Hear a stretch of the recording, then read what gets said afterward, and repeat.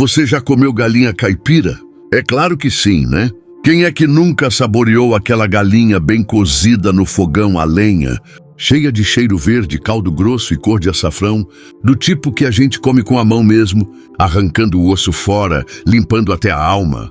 Mas agora me diz, você sabe o que tem por trás dessa carne tão aclamada pelos nossos avós? Já parou para pensar onde é que essa galinha foi criada, o que ela andou comendo, por onde passou e, pior ainda, o que ela pode carregar dentro dela sem ninguém perceber? Pois é, hoje a gente vai abrir o bico dessa história e falar tudo. O que ninguém teve coragem de te contar sobre a famosa galinha caipira. E eu prometo, depois desse vídeo, pelo menos por um tempo, você vai pensar 2 vezes antes de repetir o prato. Para começar, vamos entender uma coisa importante.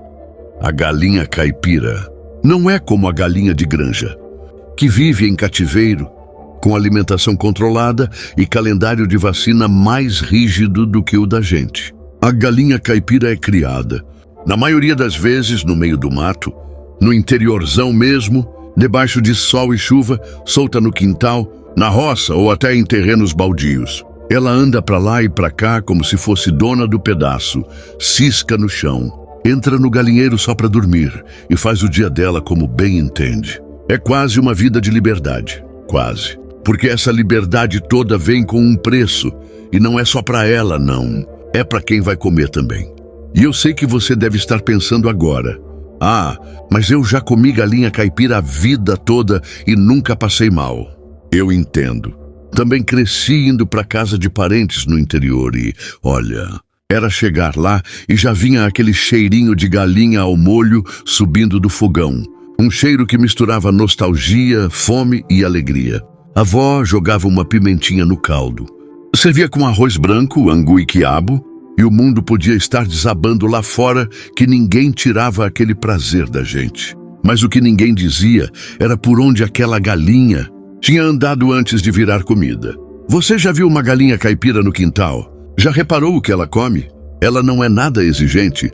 Aliás, ela é uma verdadeira sobrevivente. Come resto de comida, bicho morto, barata, minhoca, cocô de outros animais e, se der bobeira, até fezes humanas. É sério, não tem frescura. Ela vê qualquer coisa no chão, vai lá e cisca, cata e engole. Galinha caipira não segue dieta. Se deixar, ela entra na fossa da casa, visita o lixo do vizinho e ainda briga com o cachorro por um pedaço de osso. E o pior, a maioria dos criadores, especialmente os mais simples e que vivem afastados das áreas urbanas, não fazem controle sanitário rigoroso. Isso quer dizer que muitas vezes elas não são vacinadas, não têm acompanhamento veterinário e podem carregar parasitas, vermes e bactérias sem apresentar nenhum sintoma. Agora pensa comigo, você já viu onde essa galinha dorme? Não é em cama limpa, com colchão de molas e lençol de algodão egípcio, não.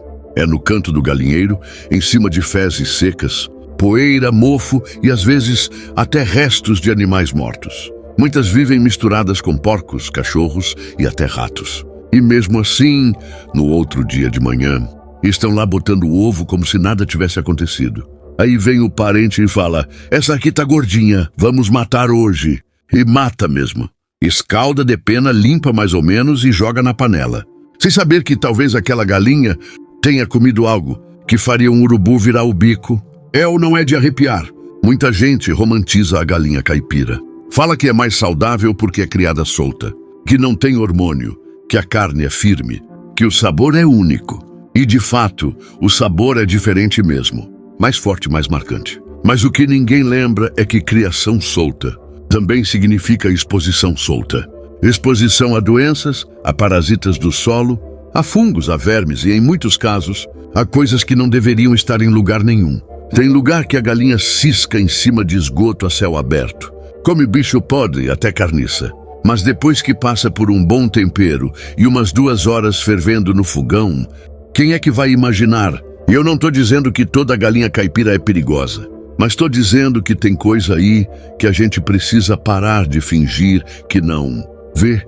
Porque a mesma galinha que estava ontem comendo um rato morto no quintal, pode ser a que está hoje servida com arroz e pequi na sua mesa.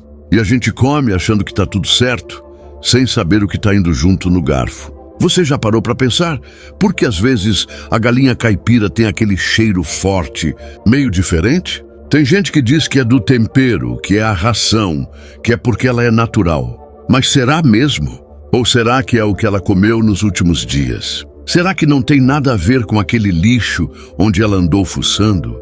Com aquele buraco onde ela cisca, cheio de resto de animal morto, de fezes de porco ou de outras coisas que nem convém citar aqui?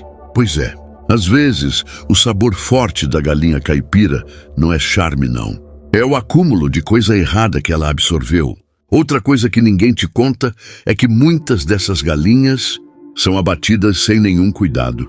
Não tem controle de temperatura, não tem higiene na limpeza e muito menos checagem de órgãos internos para saber se estavam doentes. Mata ali mesmo, no fundo do quintal, com faca cega, balde sujo, água da torneira que já passou por dias de cano enferrujado.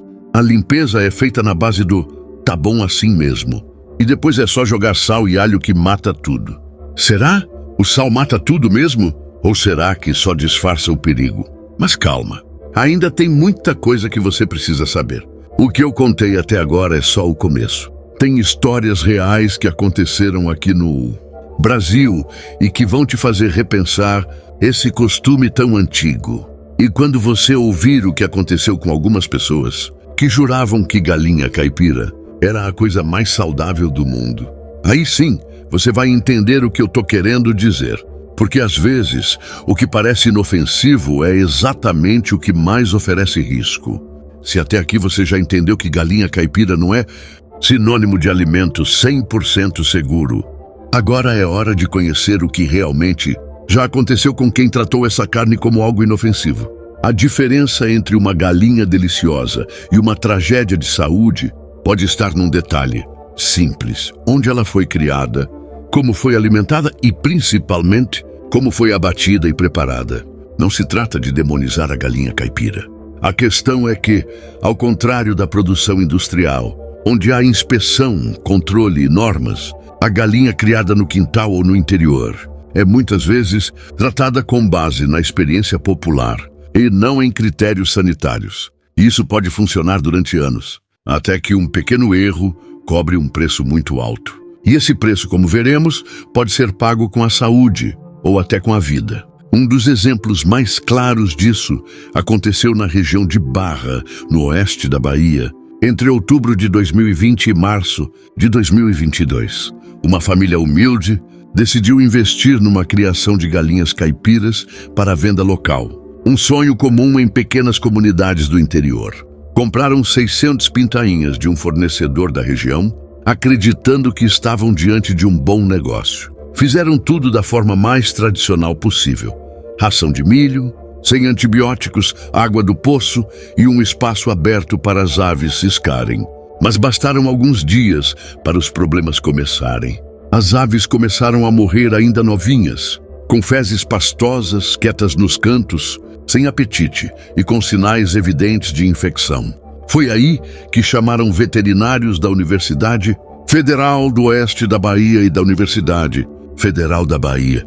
O diagnóstico veio com um soco no estômago.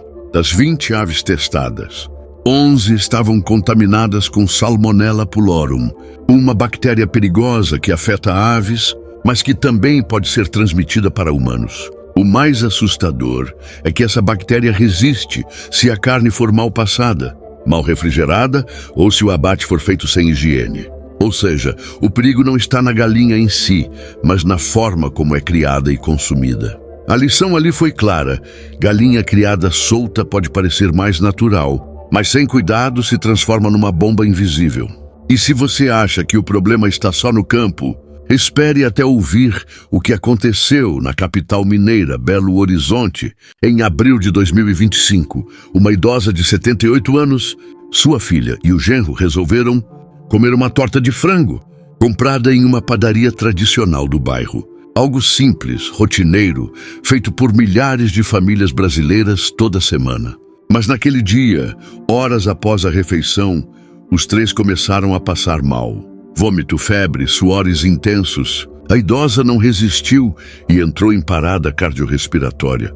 vindo a falecer dias depois. Os 2 jovens foram internados e passaram semanas na UTI.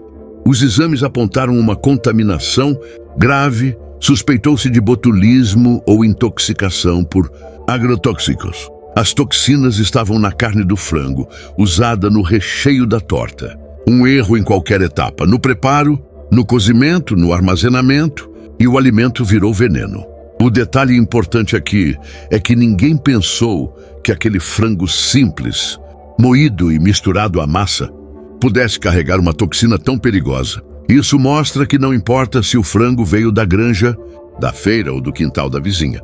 O risco está no cuidado com que se trata o alimento antes de ele chegar à boca.